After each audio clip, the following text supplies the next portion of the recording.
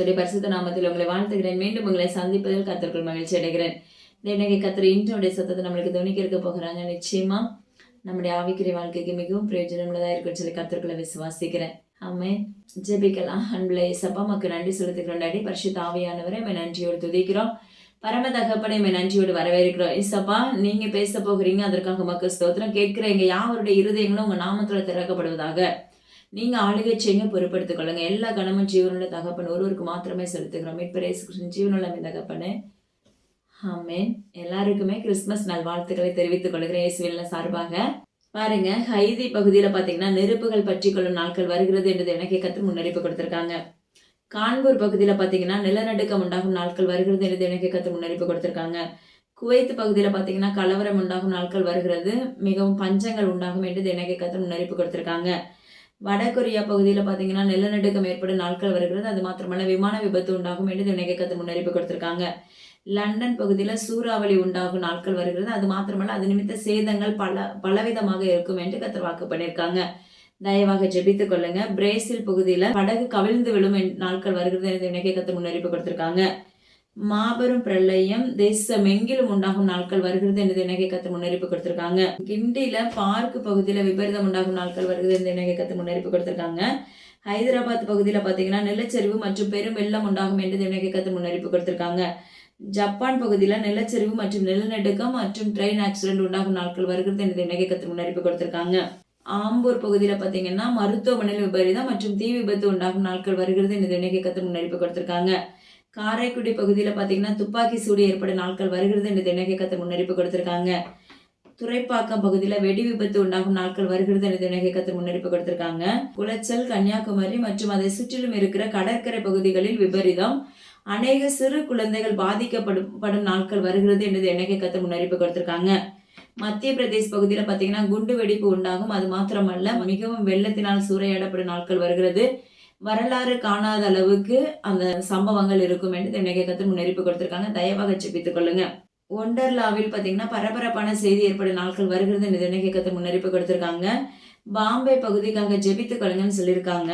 செம்பரம்பாக்கம் பகுதிக்காக ஜெபித்துக் கொள்ளுங்க என்று எனக்கு கத்தர் முன்னறிப்பு கொடுத்திருக்காங்க. அது மாத்திரமல்ல ஏரி நிரம்பி வழியும் அது நிமித்த சேதங்கள் ஏற்படும் நாட்கள் வருகிறது என்று எனக்கு கத்தர் முன்னறிப்பு கொடுத்திருக்காங்க. தேனி பகுதியில விலங்குகளினால் சேதங்கள் உண்டாகும் நாட்கள் வருகிறது என்று எனக்கு கத்தர் முன்னறிப்பு கொடுத்திருக்காங்க. சிறு குழந்தைகளுக்காக ஜெபித்துக் கொள்ளுங்க, அதுலயும் மெயின் பண்ணி ஒரு குட்டி பையனுக்காக ஜெபித்துக் கொள்ளுங்க என்று எனக்கு கத்தர் முன்னறிப்பு கொடுத்திருக்காங்க. ருமேனியா பகுதியில பாத்தீங்கன்னா குண்டு வெடிப்பு மற்றும் சலசலப்பு ஏற்படும் மற்றும் கலவரங்கள் உண்டாகும் என்று எனக்கு கத்தர் முன்னறிப்பு கொடுத்திருக்காங்க. நியூயார்க் பகுதிக்காக ஜெபித்துக் கொள்ளுங்கன்னு சொல்லியிருக்காங்க. அமெரிக்கா பகுதிக்காக ஜெபித்துக் கொள்ளுங்க என்று எனக்கு கத்தர் முன்னறிப்பு கொடுத்திருக்காங்க.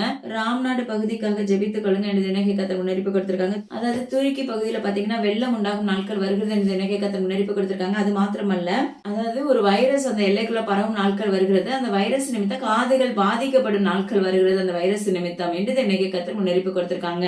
பாக்தாத் பகுதியில பாத்தீங்கன்னா ரயில் விபத்து உண்டாகும் நாட்கள் வருகிறது என்று எனக்கு கத்தர் முன்னறிப்பு கொடுத்திருக்காங்க. தூத்துக்குடி மீனவர்கள் மத்தியில பாதிப்புகள் உண்டாகும் நாட்கள் வருகிறது, பரபரப்பான செய்தியாக இருக்கும் என்று எனக்கு கத்தர் முன்னறிப்பு கொடுத்திருக்காங்க. ஸ்ரீவல்லிபுத்தூர் பகுதியில மின் கம்பத்தின் நிமித்தம் சேதம் என்று எனக்கு சேதம் உண்டாகும் நாட்கள் வருகிறது என்று எனக்கு கத்தர் முன்னறிப்பு கொடுத்திருக்காங்க. மற்றும் பரபரப்பான செய்தி ஏற்படும் என்று எனக்கு கத்தர் முன்னறிப்பு கொடுத்திருக்காங்க. டென்மார்க் பகுதியில பாத்தீங்கன்னா கலவரம் உண்டாகும், அது மாத்திரமல்ல புகை காடுகளாக மாறும் நாட்கள் வருகிறது, பனி நிமித்த சேதங்கள் என்று எனக்கு கத்தர் முன்னறிப்பு கொடுத்திருக்காங்க. சூரத் பகுதியில பாத்தீங்கன்னா வெள்ளங்கள் சூறையாடும் நாட்கள் வருகிறது மற்றும் தீ விபத்து உண்டாகும் என்று எனக்கு கத்தர் முன்னறிப்பு கொடுத்திருக்காங்க. தமிழ்நாட்டில் உள்ள மேயர்களுக்காக ஜெபித்துக் கொள்ளுங்க என்று எனக்கு கத்தர் முன்னறிப்பு கொடுத்திருக்காங்க. பிலிப்பைன்ஸ் பகுதியில பாத்தீங்கன்னா கலவரங்கள் உண்டாகும், எவ்விதத்திலும் சேதம் ஏற்படும் நாட்கள் வருகிறது என்று எனக்கு கத்தர் முன்னறிப்பு கொடுத்திருக்காங்க. அது மாத்திரமல்ல மியான்மர் பகுதியில கண்டனம் உண்டாகும் நாட்கள் வருகிறது என்று எனக்கு கத்தர் முன்னறிப்பு கொடுத்திருக்காங்க. மறுபடியும் கலவரம் உண்டாகும் நாட்கள் வருகிறது, அதுல அநேக பெண்கள் பாதிக்கப்படுவார்கள் என்று எனக்கு கத்தர் முன்னறிப்பு கொடுத்திருக்காங்க. அதுல இளம் வாலிபர்களா இருப்பார்கள் என்று எனக்கு கத்தர் முன்னறிப்பு கொடுத்திருக்காங்க. அது மாத்திரமல்ல இதுல குழந்தைகளும் பாதிக்கப்படுவார்கள் என்று எனக்கு கத்தர் முன்னறிப்பு கொடுத்திருக்காங்க. தயவாக ஜெபித்துக் கொள்ளுங்க. அண்டார்டிகா தீவுகள்ல பாத்தீங்கன்னா விபரீதம் என்று எனக்கு கத்தர் முன்னறிப்பு கொடுத்திருக்காங்க. ஹாங்காங் பகுதியில பாத்தீங்கன்னா விமான விபத்து உண்டாகும் நாட்கள் வருகிறது என்று எனக்கு கத்தர் முன்னறிப்பு கொடுத்திருக்காங்க. நக்சலைட்டுகள் ஆங்காங்கே அதிகரிக்கும் நாட்கள் வருகிறது என்று எனக்கு கத்தர் முன்னறிப்பு கொடுத்திருக்காங்க.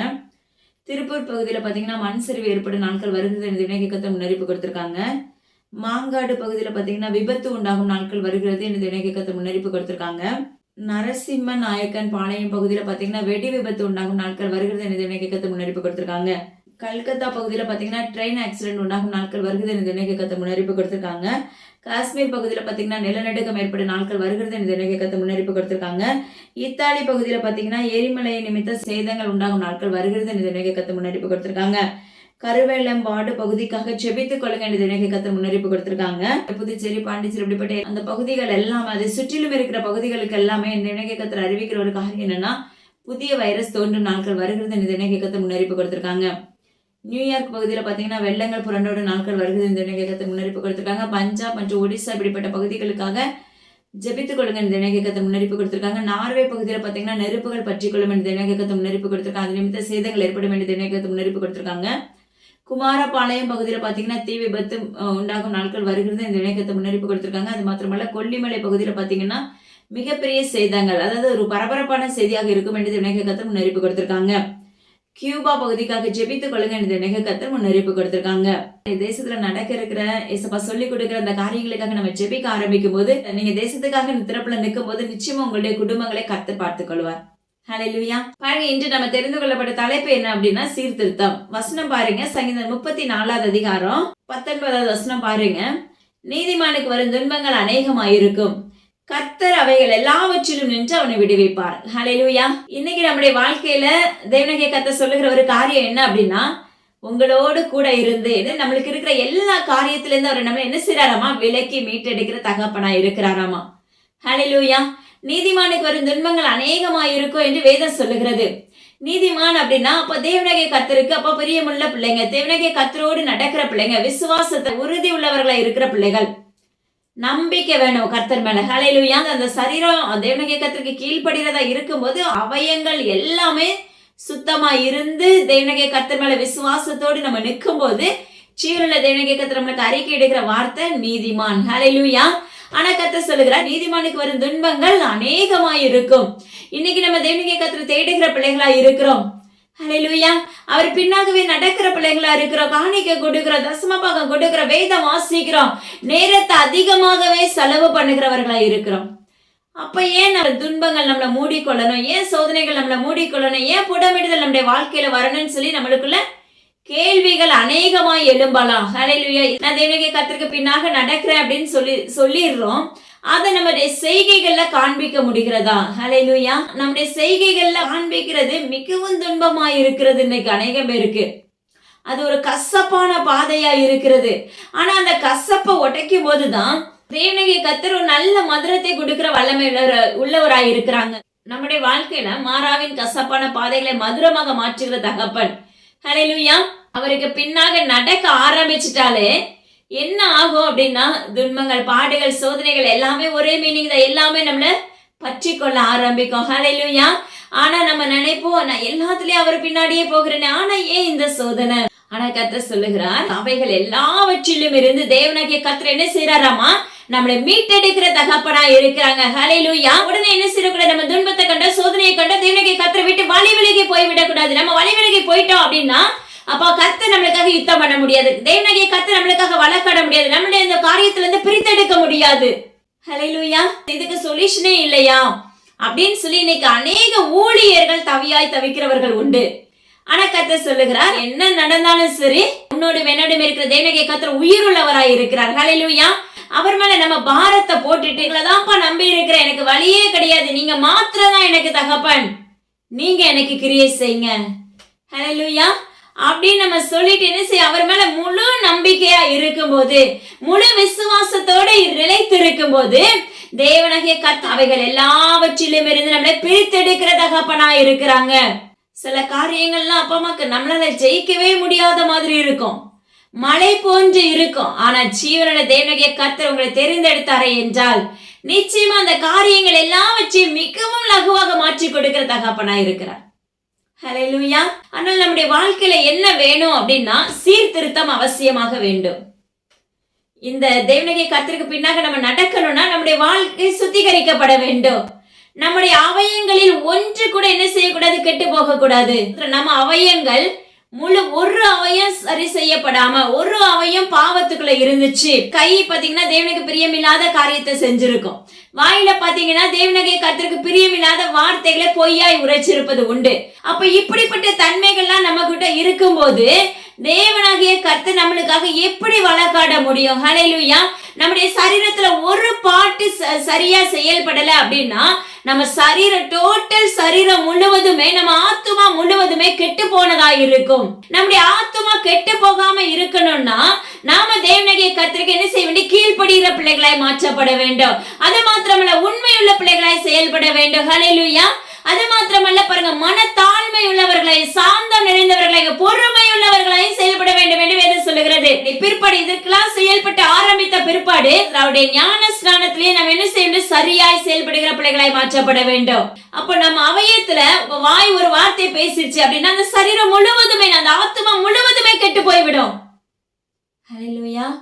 ஆனால் உங்களுடைய வாழ்க்கையில தயவு செய்து தேவனுடைய கர்த்தருடைய நாமத்தை கொண்டு உரைக்கிற ஒரு காரியம் என்ன அப்படின்னா, உங்களுடைய வாழ்க்கையில உண்மையுள்ள பிள்ளைகளா இருக்க பழகி கொள்ளுங்க. ஹல்லேலூயா. தேவனுடைய கர்த்தருக்கு உண்மையா இருக்கிறது ரொம்ப ரொம்ப பிடிக்கக்கூடிய ஒரு விஷயம்.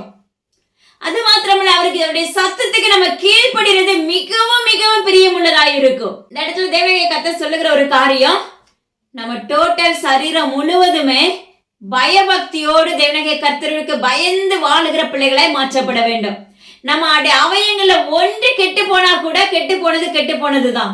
நம்ம கரெக்டா நம்ம வாழ்க்கையை ஓட்டி கொண்டு இருப்போம், அழைத்து போவோம், பெஸ்டா இருப்போம், எல்லாத்துலயும் முதலிடத்துல இருப்போம். நம்முடைய சுய நீதி நம்மளுக்குள்ள ஓங்கி கொண்டு இருக்கோம். நான் எல்லாத்துலயும் கரெக்டா இருக்கிறேன், நான் நிச்சயமா தேவனுடைய ராஜ்யத்துக்குள்ள நிச்சயமா பிரவேசிக்க முடியும் அப்படின்னு சொல்லி நம்ம அறிக்கையிட்டுருவோம்.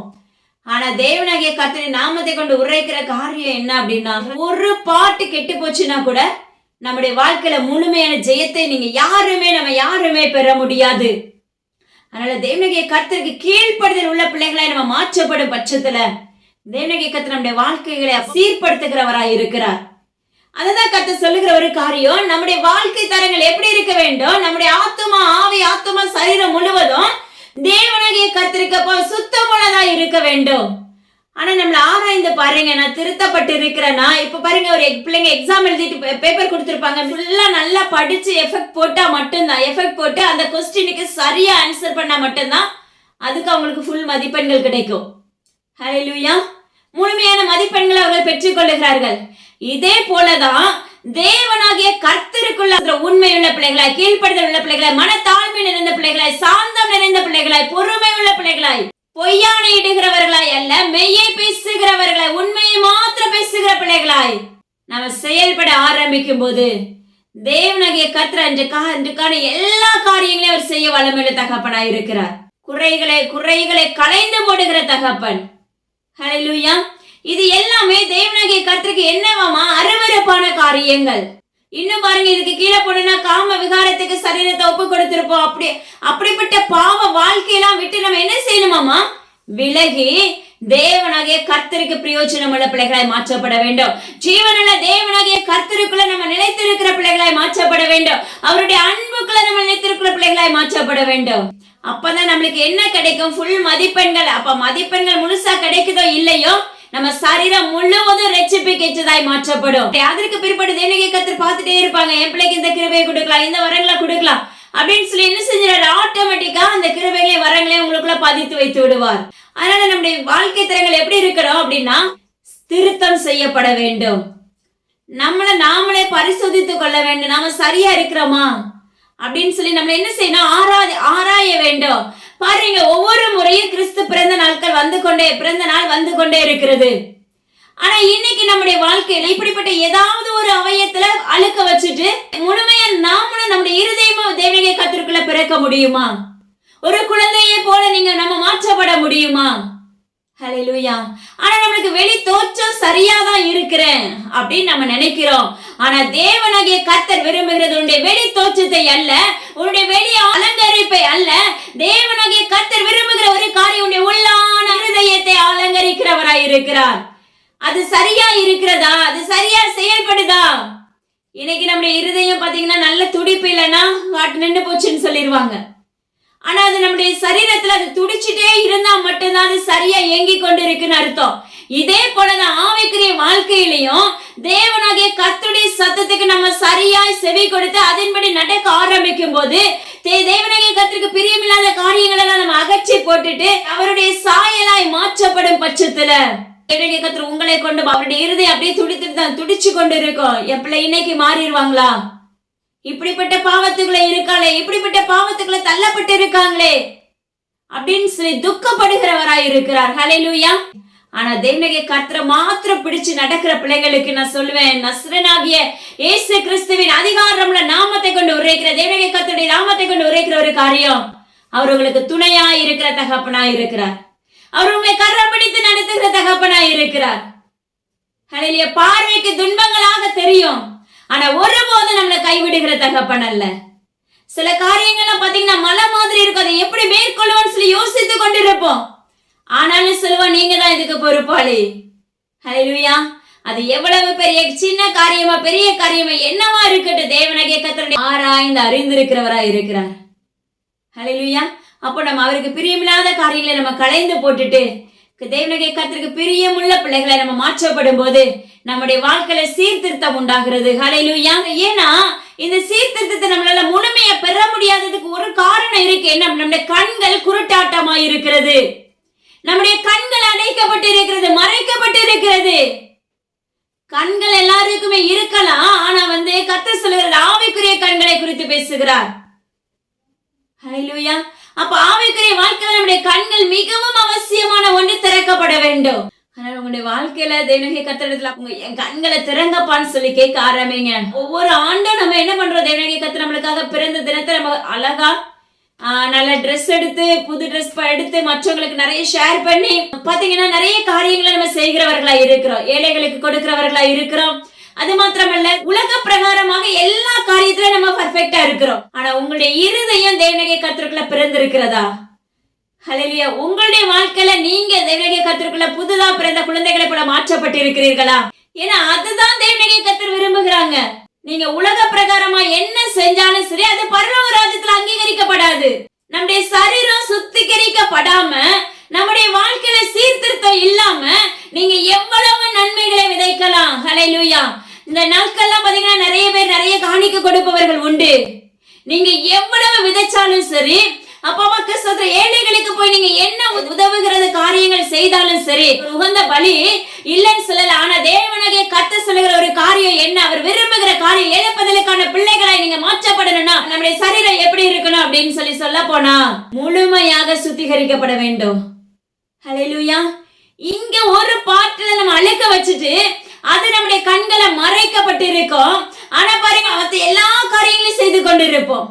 ஆனா அது இன்னைக்கு தெரியாது. இந்த தேவனாகிய கர்த்தருடைய வருகை வரும்போது நம்ம எந்த பக்கம் போகிறோம், இங்க போறோமா இங்க போறோமான்னு சொல்லி பார்க்கும் போதுதான் இவ்வளவு நல்லா ஜெபிச்சேனே, ஆனா இந்த குறை இருக்கிறது எனக்கு தெரிஞ்சிருந்தா அன்னைக்கு சுத்திகரிச்சு ஜெபிச்சிருப்பேன்னு சொல்லி போராடுகிறவர்களா இருப்போம்.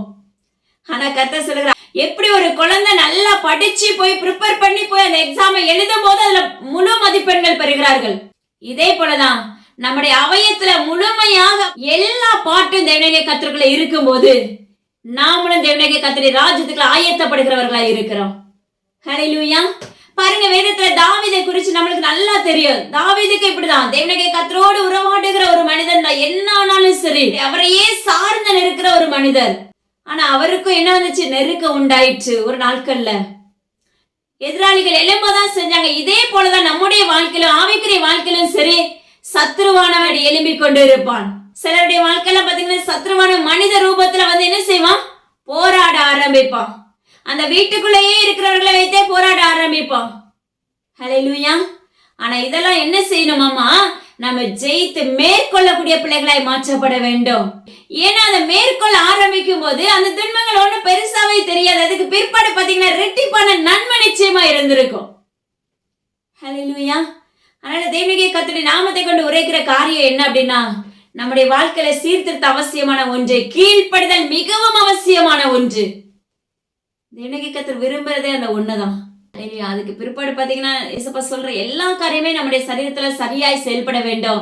ஆனா ஃபர்ஸ்ட் விரும்புறது என் சத்தத்துக்கு என் பிள்ளை கீழ்ப்படிஞ்சிருக்காங்களா, அப்படிதான் அவர் முழுமையா பார்க்கிற தகப்பனா இருக்கிறார். அவருடைய சத்தத்துக்கு செவி கொடுக்கிற பிள்ளைகளாய் மாற்றப்பட வேண்டும். அப்பொழுது நம்ம என்ன செய்வோம், அப்பமா நம்முடைய வாழ்க்கையில இருக்கிற அசுத்தங்கள், பழைய மனுஷனை நம்ம என்ன பண்றோம், களைந்து போட்டுட்டு புதிய மனுஷனாகிய புதிய வஸ்திரங்களை உடுத்துகிறவர்களாய் மாற்றப்படுகிறோம். இன்னைக்கு நான் உங்களுக்கு ஒண்ணு சொல்ல விரும்புறேன். தேவனாகிய கர்த்தருடைய நாமத்தை கொண்டு நீங்க கிறிஸ்தவ பிள்ளைகளா இருக்கலாம், யாரா வேணா இருக்கலாம், ஊழியர்களா இருக்கலாம். கிறிஸ்து பிறந்த நாளை முழுமையாக நீங்க ஆசரிக்கணும் அப்படின்னு நினைச்சீங்கன்னா, ஆலயத்துக்கு போகணும், உண்மையான அதில் செயல்படணும்னு நினைச்சீங்கன்னா, முதலாவது தேவ சமூகத்துல உங்களை ஒப்பு கொடுக்க ஆரம்பிங்க. ஹல்லேலூயா.